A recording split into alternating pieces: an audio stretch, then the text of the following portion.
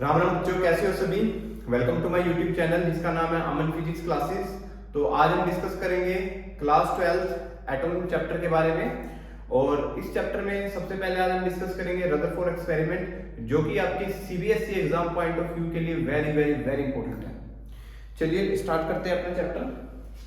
तो सबसे पहले हम रदरफोर्ड एक्सपेरिमेंट पढ़ेंगे। आप सभी को पता होना चाहिए कि जो रदरफोर्ड साइंटिस्ट थे उन्होंने न्यूक्लियस के बारे में बताया था कि एटम के सेंटर में एक पॉजिटिव चार्ज कंसंट्रेट होता है, जो कि एक नाम दिया न्यूक्लियस। ठीक है, तो सबसे पहले हम कंस्ट्रक्शन के बारे में जान लेते हैं रदरफोर्ड एक्सपेरिमेंट के। कंस्ट्रक्शन में हमारे पास सबसे पहले एक रेडियो एक्टिव एलिमेंट होता है।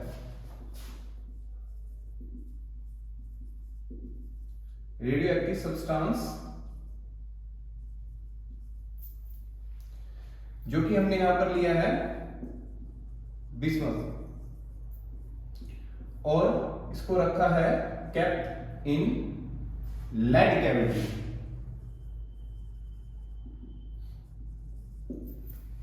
रेडियो एक्टिव सब्सटेंस वो सब्सटेंस होते हैं जो अपने में से आयन को रिलीज करते हैं।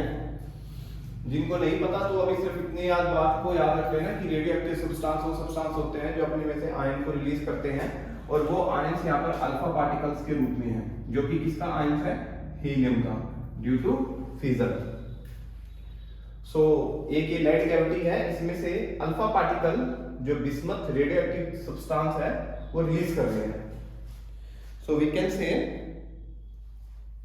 Alpha particle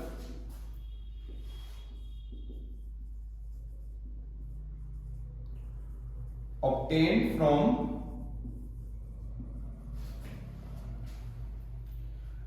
radioactive substance which is known as bismuth, जिसका एटॉमिक नंबर 83 और एटॉमिक मास 214 होता है, 214।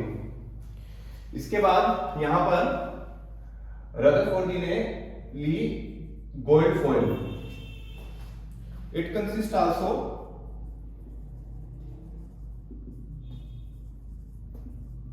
gold foil whose diameter is 10 की पावर -8 मीटर। मतलब इन्होंने इतनी पतली गोल्ड फॉइल ली जिसका डायमीटर 10 की पावर -8 था, और इसको चारों तरफ से प्रोटेक्शन के लिए एक स्क्रीन लगाई, circular screen which is known as zinc sulphate circular screen. इन्होंने एक जिंक सल्फेट की सर्कुलर स्क्रीन को माउंट किया इस गोल्ड फॉइल के चारों तरफ, एंड इन्होंने लिया एक माइक्रोस्कोप जिससे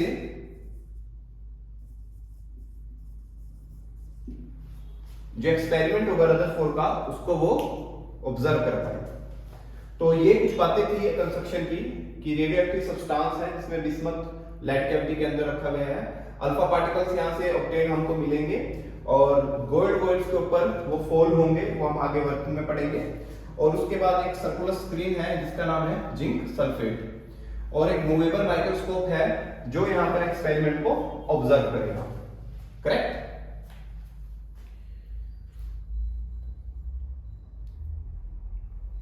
इसके बाद हम डिस्कस करेंगे वर्किंग के बारे में। आप वीडियो को पॉज करके ये कंस्ट्रक्शन हर एक पॉइंट को नोट डाउन कर लेना।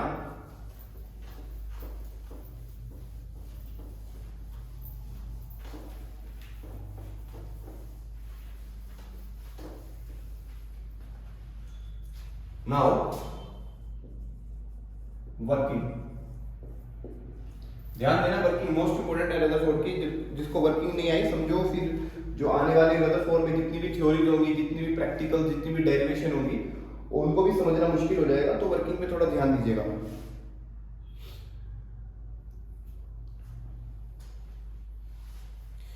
क्या हुआ? When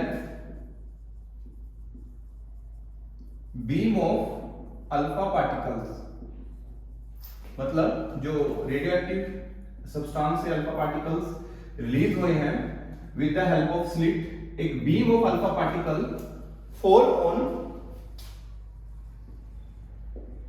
falls on gold foil. Gold foil के ऊपर क्या हुआ, फॉल हुआ। जब फॉल हुआ देन अल्फा पार्टिकल्स स्कैटर, जो अल्फा पार्टिकल्स थे वो फैल गए इस तरीके से, और एक उन्होंने फ्लैशेस प्रोड्यूस करे, स्कैटर्स एंड फ्लैशेस प्रोड्यूस। एक जैसे कि स्पार्किंग होती है वो हमको देखने को मिली कि एक फ्लैशी सी प्रोड्यूस हुई है जिसको हम बोलते हैं स्सिंटिग्लिटेशंस।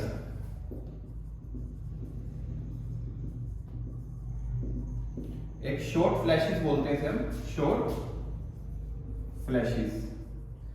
इस फ्लैशेस को ऑब्जर्व किया रदरफोर्ड के मूवेबल माइक्रोस्कोप ने। मूवेबल माइक्रोस्कोप ने इन स्सिंटिग्लिटेशंस को ऑब्जर्व किया और चेक किया कि ये किस एंगल से स्कैटर्ड हो रहे हैं, कैसे डिफ्लेक्ट हो रहे हैं और कैसे एंडिफ्लेक्ट हो रहे हैं। तो जो ऑब्जर्व किया माइक्रोस्कोप ने, अब हम उसको डिस्कस करेंगे ऑब्जर्वेशन। ये हमारी वर्किंग थी, ऑब्जर्वेशंस। सबसे पहले जो ऑब्जर्वेशन थी उनकी यही थी, most of alpha particles are undeflected. अब यहां पर अनडिफ्लेक्टेड का मतलब क्या है, चलिए जानते हैं। यहां पर तो हम सभी जानते हैं कि जो गोल्ड है उसकी अगर मैं न्यूक्लियस की बात करूं, न्यूक्लियस की चार्ज की बात करूं, एज कंपेरेटिव टू हीलियम बहुत ज्यादा है, क्योंकि जो गोल्ड है उसका जो न्यूक्लियस का चार्ज है, नंबर ऑफ प्रोटॉन है वो 79 है, एंड अल्फा पार्टिकल्स का कितना है 2। तो देख सकते हो आप कि कितनी वैल्यू ज्यादा है गोल्ड के पास। तो सेंटर में देखो, अभी तक उन्हें नहीं पता कि न्यूक्लियस है या नहीं, वो सिर्फ एक एक्सपेरिमेंट कर रहे हैं। उन्होंने क्या देखा कि जब alpha particles, beam of alpha particles आई तो मोस्ट ज्यादा से ज्यादा अल्फा पार्टिकल अनडिफ्लेक्ट हो गई। अनडिफ्लेक्ट का मतलब है पास आउट हो गई, राइट। उसके बाद क्या ऑब्जर्व किया गया, अभी मैं आपको बताऊंगा कि कैसे उन्होंने लास्ट में कंक्लूजन निकाला कि अनडिफ्लेक्शन का और डिफ्लेक्शन का। फिर उन्होंने बताया कि some alpha particles are deflected with small angle. उन्होंने बताया कि जो कुछ अल्फा पार्टिकल्स हैं जो डिफ्लेक्ट हुई हैं वो स्मॉल एंगल बना रही है, कि जो अल्फा पार्टिकल्स आई वो इस तरीके से स्मॉल एंगल बना रही है,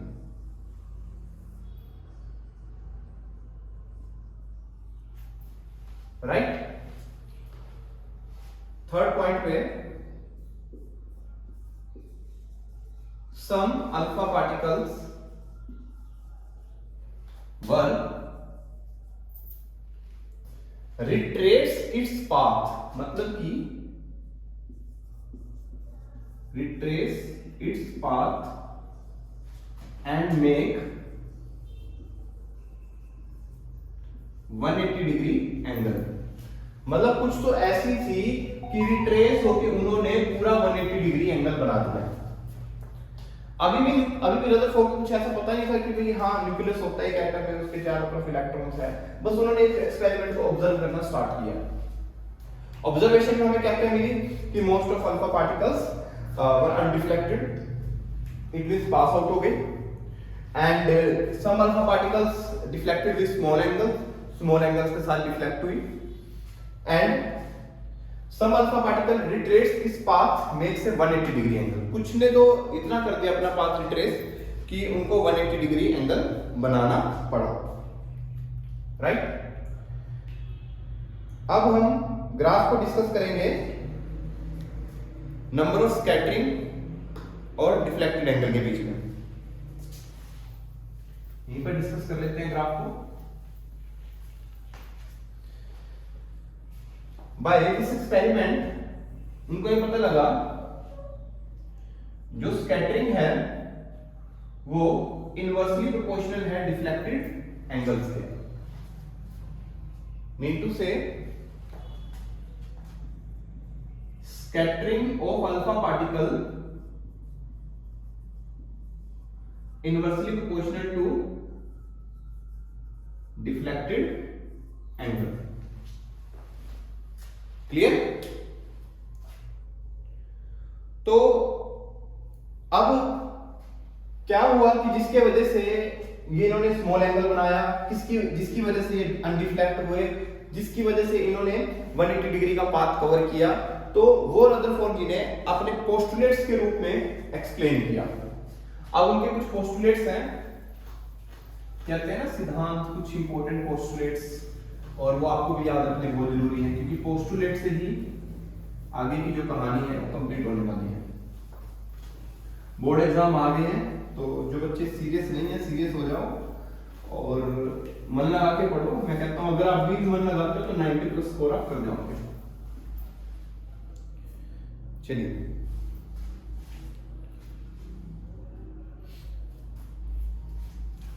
पोस्टुलेट्स।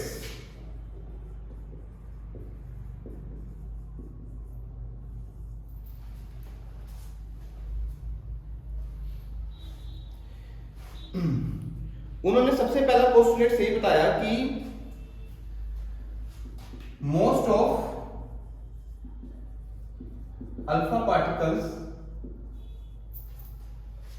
Are undeflected. देखो दो पोस्टुलेट्स हैं, दोनों को मैं एक्सपेरिमेंटली भी आपको एक्सप्लेन करके दिखाऊंगा। अनडिफ्लेक्टेड उन्होंने बताया कि भाई एक गोल्ड फॉयल के एटम के चारों तरफ एक ऐसा खाली सरफेस है जहां से अल्फा पार्टिकल्स बिल्कुल सीधे चली जा रही हैं, मतलब डिफ्लेक्ट हो ही नहीं रही, बिल्कुल सीधे चली जा रही है। ऐसा उन्होंने यूं माना कि अल्फा पार्टिकल्स जो कि चार्ज है वो पॉजिटिव है, आयंस पॉजिटिव आयंस है, और इस एटम के चारों तरफ नेगेटिव चार्ज प्रेजेंट है। उन्होंने एज्यूम माना कि न्यूक्लियस के चारों तरफ नेगेटिव चार्ज प्रेजेंट है, कुछ ऐसा खाली स्पेस है हैविंग एम्प्टी सरफेस, जिसकी वजह से अल्फा पार्टिकल्स को कोई नहीं दिख रहा, वो सीधा चला जा रहा है, सीधा चला जा रहा है, सीधा चला जा रहा है, right. It indicate most of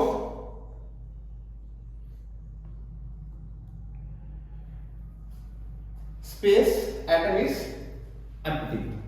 कहने का मतलब क्या है, ये हमें क्या इंडिकेट कर रहा है, indicate most of alpha particle, sorry most of space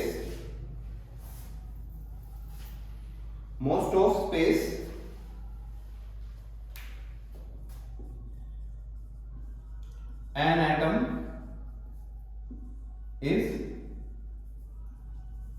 empty। Hopefully clear हुआ फर्स्ट पोस्टुलेट। सेकंड पोस्टुलेट में बताया इन्होंने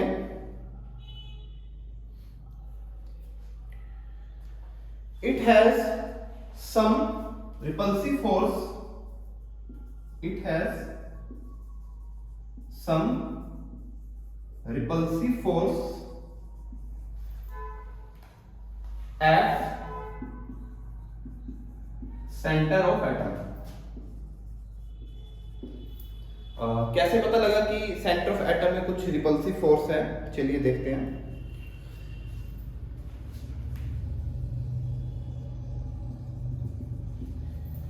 जब अल्फा पार्टिकल्स सेंटर की तरफ दौड़ रही थी, देखो कुछ सेंटर से भी जा रही थी, कुछ बाहर से भी जा रही थी, जब सेंटर की तरफ से दौड़ रही थी तो जब सेंटर पे उनको यहां से कुछ ऐसा रियलाइज हुआ कि कुछ ना कुछ एक ऐसी एनर्जी प्रेजेंट है, यहाँ पर कुछ ना कुछ एक ऐसी वैल्यू है जो कि इन अल्फा पार्टिकल्स को आगे बढ़ने से रोक रही है और वापस उसी पोजीशन पर उनको भेज रही है। तो उन्होंने यहां पर बताया कि हीलियम का जो एटॉम न्यूक्लियस चार्ज है as compared to gold, nucleus charge very very very low. Mass of nucleus, mass of alpha particles 4 time the mass of proton. उन्होंने बताया कि जो अल्फा पार्टिकल्स का जो चार्ज है एंड जो गोल्ड के न्यूक्लियस पर जो प्रोटॉन प्रेजेंट है वो उसके ऊपर हावी हो रहे हैं, वो उसके ऊपर हावी होने के कारण उसको बोल रहे हैं कि वापस अपनी पोजीशन पर जाओ। और यहां पर कुछ रिपल्सिव फोर्स देखने को मिली due to Coulomb repulsive force, retarding due to Coulomb force of repulsion.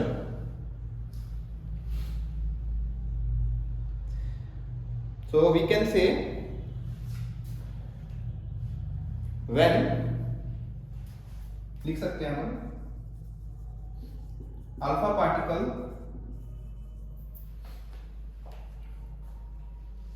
travel toward the nucleus, travel toward the nucleus,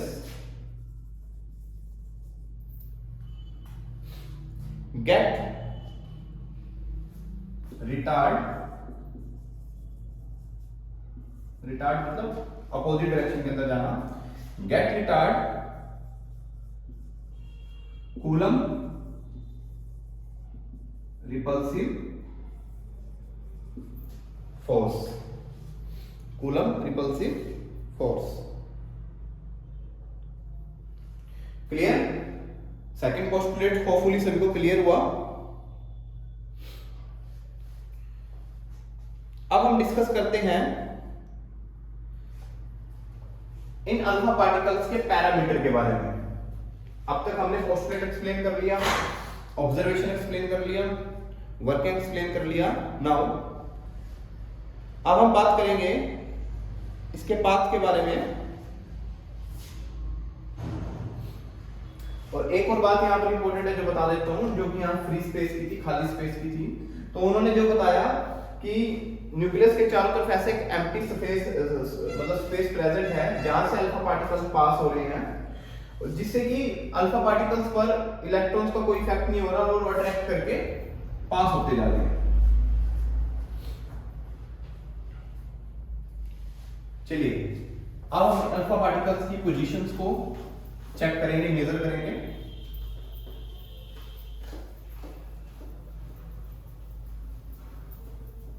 notebook copy pen लेके बैठा करो, साथ साथ इसको नोट डाउन कर लेना पॉज कर करके।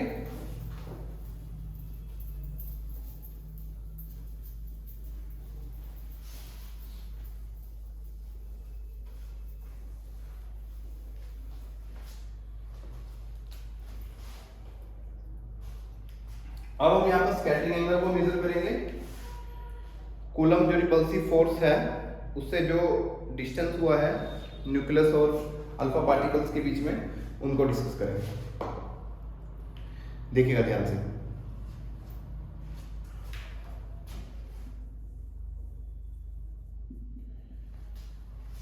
ये न्यूक्लियस है और अल्फा पार्टिकल्स जब आ रही हैं इस तरीके से स्कैटर्ड हो रही हैं और जो सेंटर पर आ रही हैं वो उसी पोजीशन पर रिफ्लेक्ट बैक हो रही है। क्लियर? जो न्यूक्लियस का चार्ज होगा यहां पर जेड इलेक्ट्रॉन, और हमको पता है 79 यहां पर प्रोटॉन प्रेजेंस है।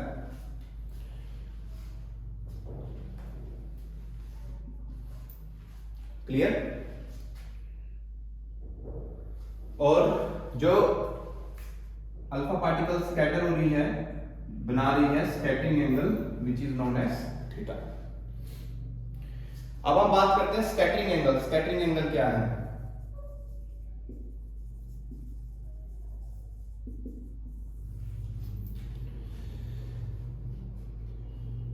The direction of alpha particle and the angle between them, the direction of alpha particle and the direction of scattering alpha particles. We can say it is the angle between, लिख सकते हैं, it is the angle between direction of alpha particle, जैसे कि ये जो direction है alpha particles की वो बिल्कुल सीधी अप्रोच कर रही है, and scattering of alpha particle,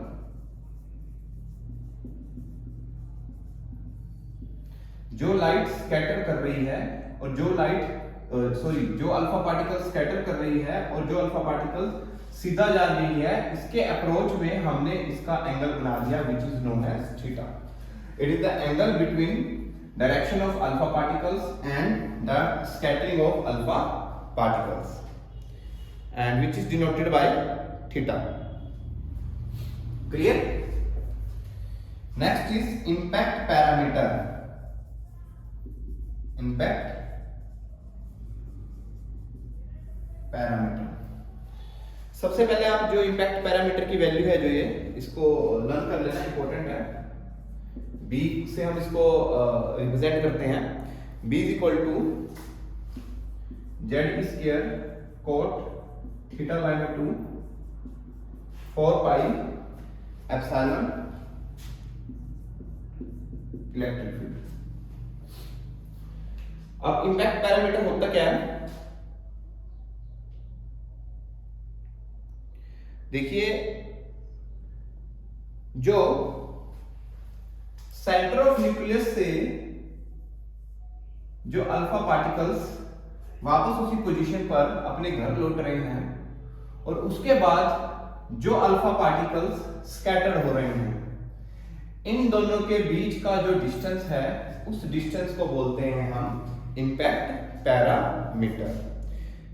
so we can say it is the perpendicular distance of velocity of direction of alpha particle from center of nucleus and the scattering of alpha particle parameter direction. कि जो alpha particles अपने ही path पर वापस जा रहे हैं और जो अपने पास से स्कैटर्ड हो रहे हैं, उनके बीच का जो डिस्टेंस है उसको हम किससे रिप्रेजेंट करेंगे? B से, which is known as impact parameter.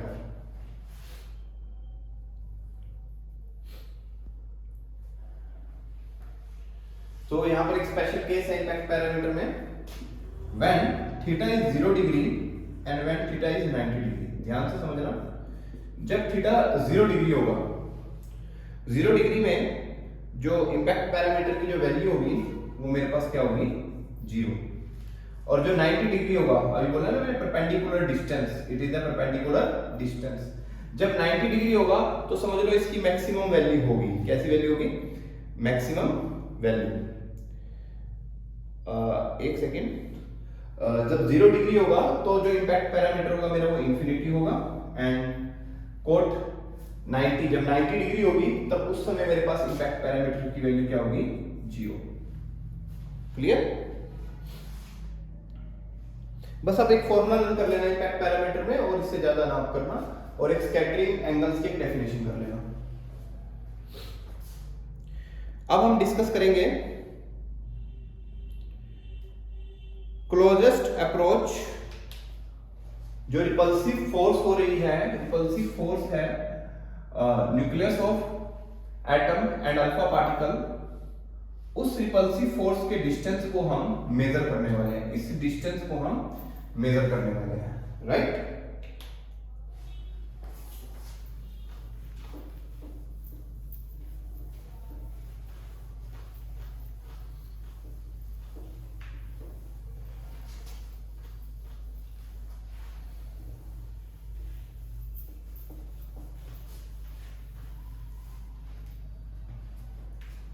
चलिए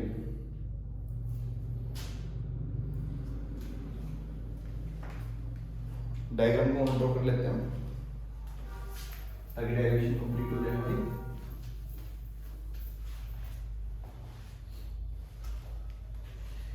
ये मेरे पास न्यूक्लियस पार्ट है, ये अल्फा पार्टिकल्स आए और उसी बात पर वापस चले, क्लियर। और ये चारों तरफ एक रीजन है जो कि इलेक्ट्रॉन का रीजन।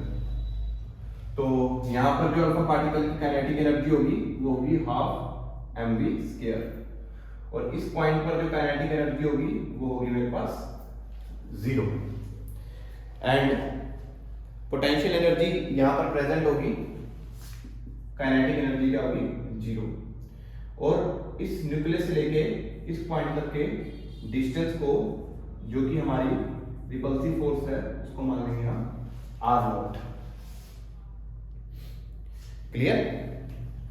और यहां पर पोटेंशियल एनर्जी क्या होगी मेरे पास 0। अब बच्चे कहेंगे कैसे पता लगता है कि पोटेंशियल एनर्जी यहाँ पर 0 है और पोटेंशियल एनर्जी यहाँ पर प्रेजेंट है। देखो भाई ध्यान से मेरी बात सुनो, सिंपल सी बात है, एक चीज माइंड के अंदर याद रखना, जब अल्फा पार्टिकल दौड़ रहे हैं मतलब चल रहे हैं, चलने का मतलब ये है कि उनके बीच में कुछ ना कुछ वेलोसिटी है। जब उनके बीच में कुछ ना कुछ वेलोसिटी है तो वहां पर काइनेटिक एनर्जी कंजर्व कर रही है, ठीक है। और जब एक टाइम के लिए वो रेस्ट में भी आ जाते हैं तब उस समय वहां पर पोटेंशियल एनर्जी कंजर्व होती है, क्योंकि वेलोसिटी क्या होगी उस अल्फा पार्टिकल की 0।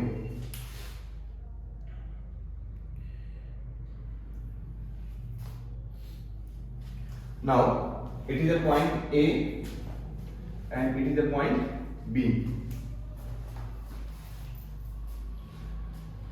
Due to law of conservation,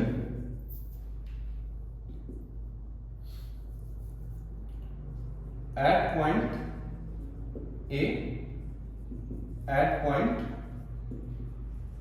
B, clear. Total energy जब चेक करेंगे ए पॉइंट पर तो मेरे पास काइनेटिक एनर्जी होगी 12 mv², पोटेंशियल एनर्जी होगी 0, total kinetic plus potential energy.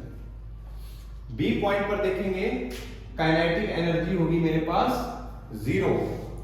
अब मेरे पास पोटेंशियल एनर्जी होगी due to coulomb potential energy के Q1 Q2 बाय में R, पढ़ा था ना हमने फर्स्ट यूनिट में,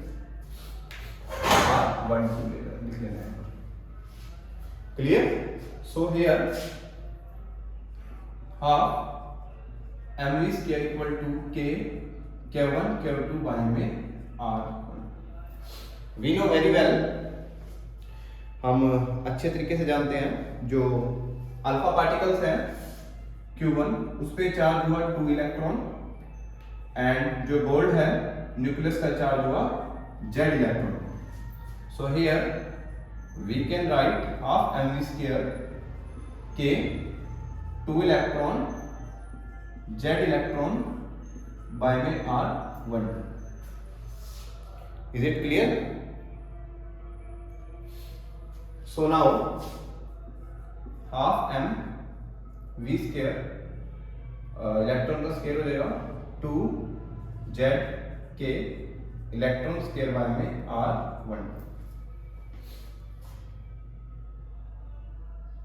क्लियर। एंड अब यहां से हम इस R की वैल्यू निकालेंगे, क्योंकि ये जो R होगा ये डिस्टेंस होगा nucleus of atom and alpha particles के बीच का। It is the repulsive distance, जिसको हमने किससे माना वहां पर R0 से। So we can write R12 equal to R0, it is the repulsive distance, right? So here we can write half mv² will equal to 2Z k e² by में R1।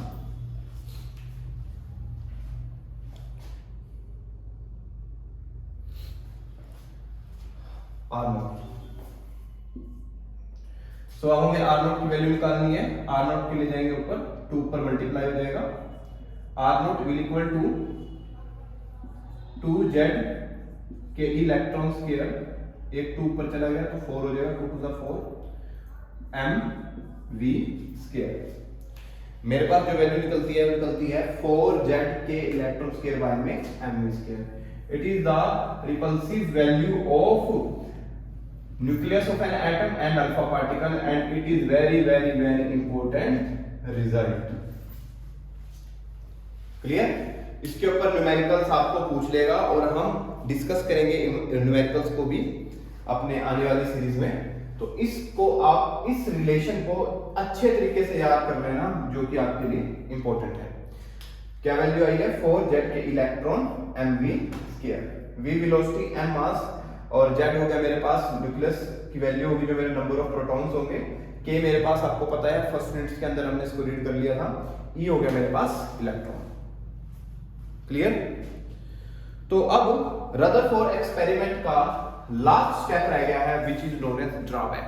आपको पता है किस चीज की अच्छाई होती है तो उसकी बुराई भी होती है। इसी तरीके से रदरफोर्ड जी का जो ड्रॉबैक था वो बहुत ही सिंपल था।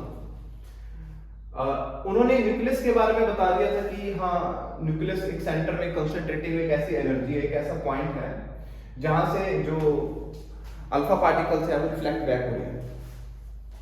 तो ड्रॉबैक्स जो उन्होंने एक्सप्लेन किए रदरफोर्ड ने, उनको हम एक्सप्लेन करते हैं।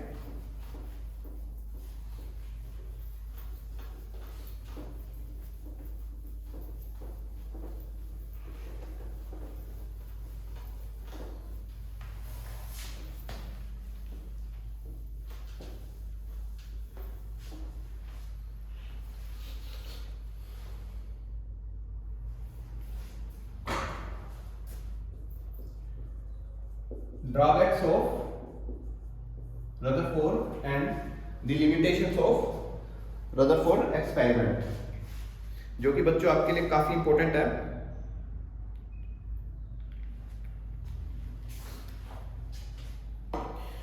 सबसे पहला तो यही है, it is failed to explain stability of an atom. Atom की स्टेबिलिटी को वो एक्सप्लेन नहीं कर पाए।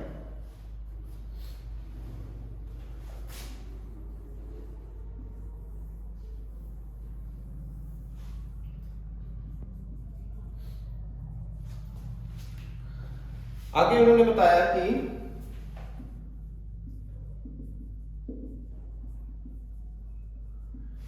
जो इलेक्ट्रॉन्स हैं वो कंटिन्यूसली अपनी एनर्जी को लॉस कर रहे हैं। देखो वो कैसे, हम उसको पढ़ते हैं। सबसे पहले वो फेल हो गए थे अपनी स्टेबिलिटी को लेके। एक्सेलरेशन की जो वैल्यू है वो v स्क्वायर बाय में r है। यूनिफॉर्म सर्कुलर मोशन में भी हमने एक्सप्लेन किया। तो अगर नहीं पता लगा तो छोड़ दो, कोई जरूरी भी नहीं एक्सेलरेशन की वैल्यू लिखनी। सेकंड पॉइंट पे ध्यान देंगे। सेकंड पॉइंट क्या कहता है? Due to classical mechanics,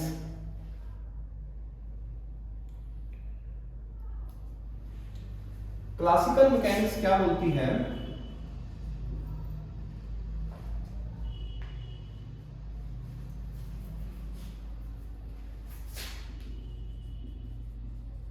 physics की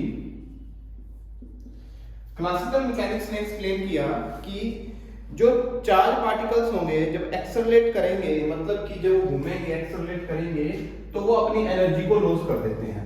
एनर्जी को लॉस कर देते हैं through electromagnetic radiation. We can say through electromagnetic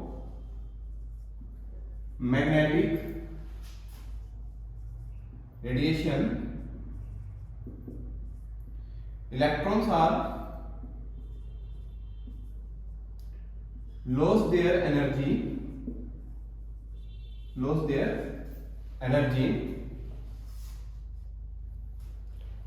while they are accelerating,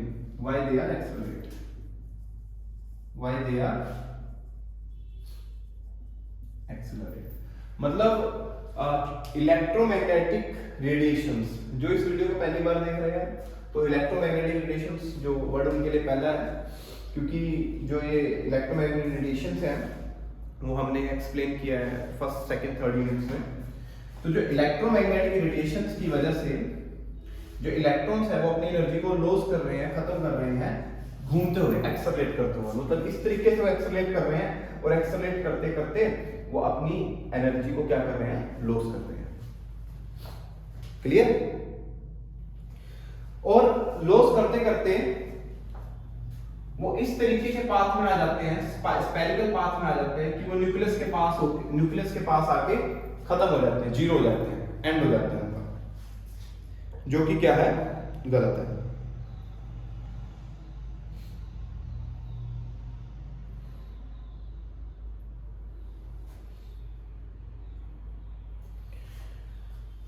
And it should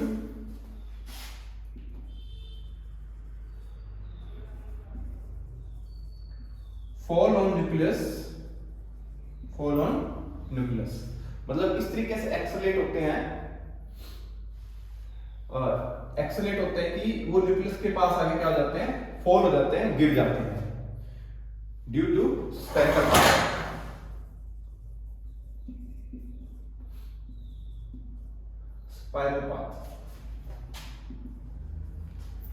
spiral helical path.